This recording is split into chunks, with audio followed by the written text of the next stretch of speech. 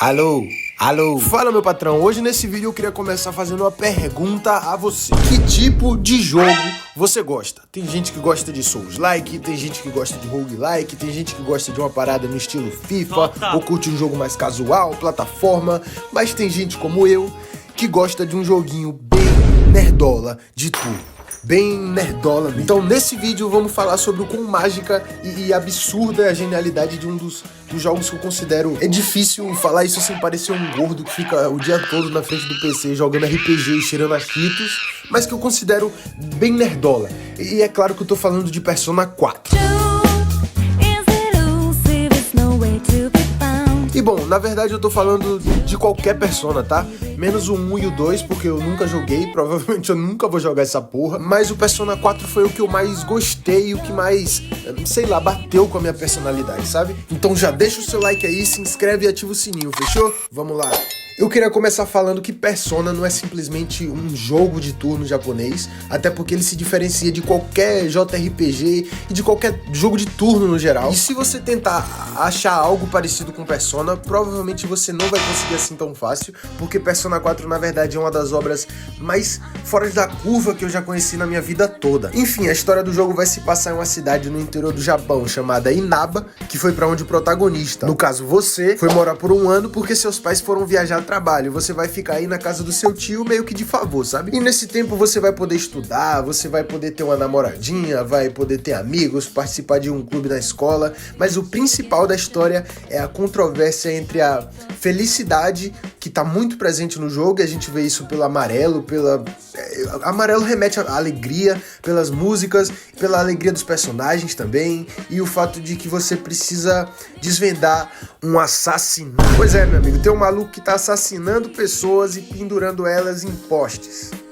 Pois é, em postes de luz. E pra resolver esse mistério, você vai precisar entrar em TVs e usar seus personas, que são meio que Pokémon. Vamos falar a verdade aqui, Persona é meio que um Pokémon pra quem tá mais velho, pra poder batalhar com versões malignas de si mesmo e ir juntando as peças pra poder resolver o grande mistério que é o assassinato. Eu particularmente conheci a franquia Persona há uns poucos anos atrás, no meio da pandemia, através do Persona 4 Golden, e eu de verdade me apaixonei pela franquia, velho. Joguei o Persona 3, joguei o Persona 5 Royal, mas de longe o que mais me agradou foi o Persona 4. Eu sou um cara que me considero muito feliz e foi justamente essa alegria do Persona 4 em que eu me perdi e me fez querer muitas vezes parar no meio do jogo pra rir sem necessidade, ou se não, parar no meio da escola pra ficar ouvindo aquela musiquinha de fundo. Pra você ter uma noção, Persona 4 me fez criar uma agenda no meu caderno para os dias que eu precisava estudar no jogo, os dias que eu precisava ir pro clube de música, os dias que eu precisava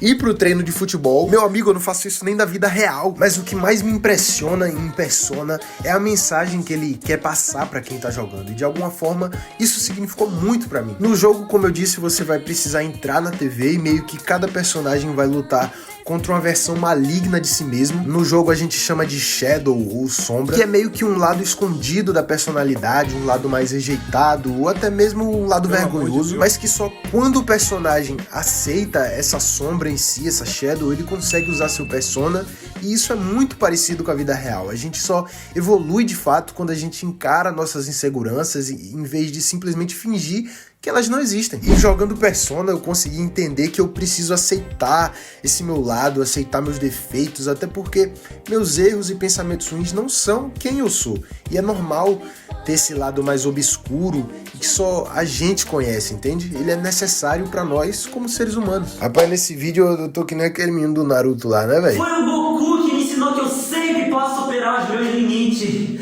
Outra coisa é que enquanto você tá na escola, você pode fazer amigos, evoluir níveis de amizade que você já tem, enquanto conversa com essas pessoas, o que torna a maneira de buildar nesse jogo algo totalmente diferente do que a gente conhece. À medida que você vai fortalecendo e criando novos laços e laços verdadeiros, tanto você quanto seus personas vão ficando mais fortes. E pelo menos pra mim isso significa o quão importante é a gente se cercar de pessoas boas, pessoas que elevem não só o nível da nossa persona, que por acaso é um conceito real e significa máscara ou algo assim, mas também o nosso conceito, nosso eu de verdade, o que só a gente conhece, e isso eu tô falando na vida real, sabe? Na minha opinião, a genialidade de Persona é algo que vai além de um joguinho.